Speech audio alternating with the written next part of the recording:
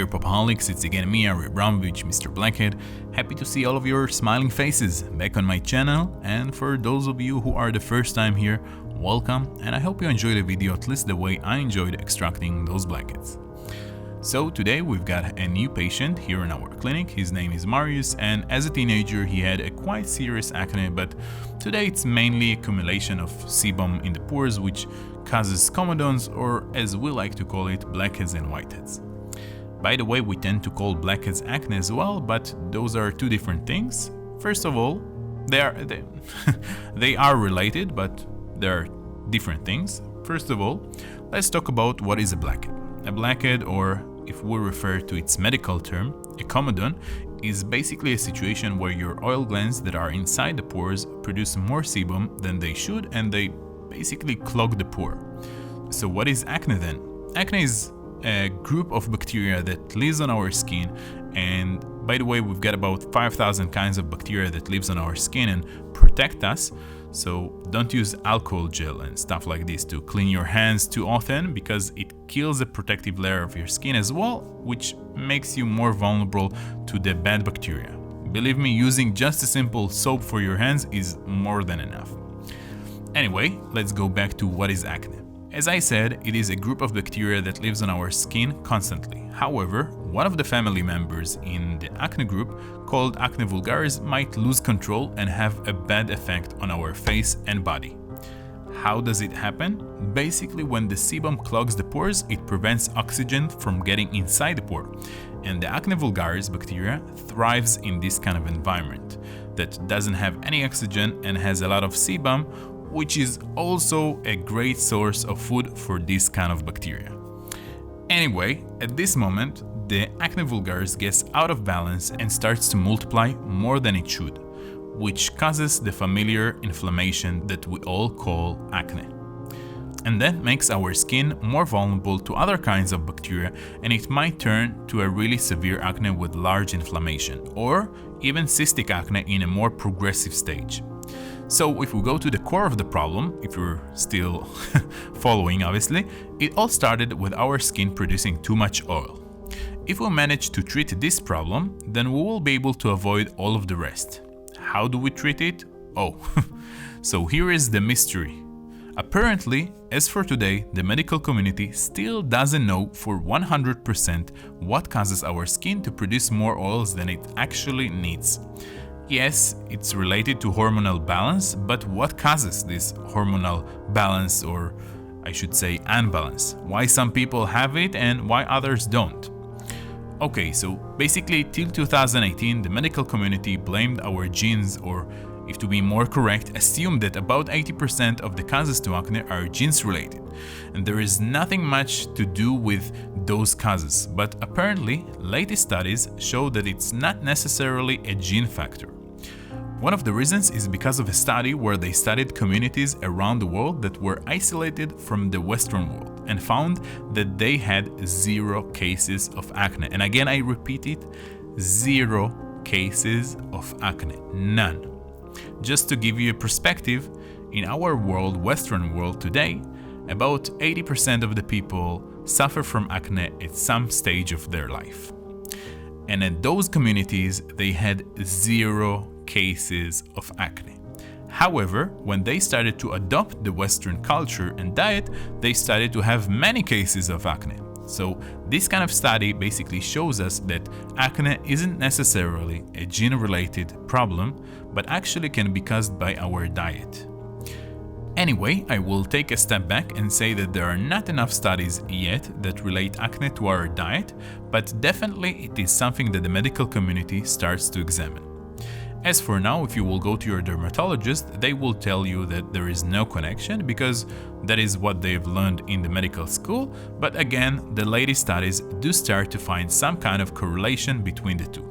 Oh, and if you ask yourself what is the kind of diet that I'm talking about, then it's a plant-based diet. And if you do want to make a small home experiment and to see if it has any kind of influence on you, just try this kind of diet, let's say for a week or two, or I don't know, if you're really serious about it, try it even for 30 days. and I would really appreciate if you write me in the comments below or even send me an email. How did it influence on your skin? I'm super curious about it, and by the way, I've already started my own personal experiment, so let's see how it will influence my skin at the end of those 30 days. That's it for the educational topic for today, a heavy one if to be honest, but if I can provide you, my dear Popaholics, with some extra value through education while watching my treatments, then I did my job. And before we say goodbye till the next video, I want to thank you, my dear Popaholics, for being such a supportive and loving community. I read every day, each and every comment, and you are warming my heart and making me happy to continue and create this kind of content for you. And as always, here are the 10 commenters who made my day with their wonderful comments and support. Thank you Melissa Owens, Jacqueline Felstead, Ashley Dawn Makeup, Jessie Lisa Biddy, Dolphin 5 Pineapple, Eduardo Chi, Hannah Graham, Morgan Wood, Margot Seymour, and Deanne Fowler. Thank you, thank you, thank you. That's it for today, and now I will let you enjoy the rest of the video with the music I've chosen especially for you.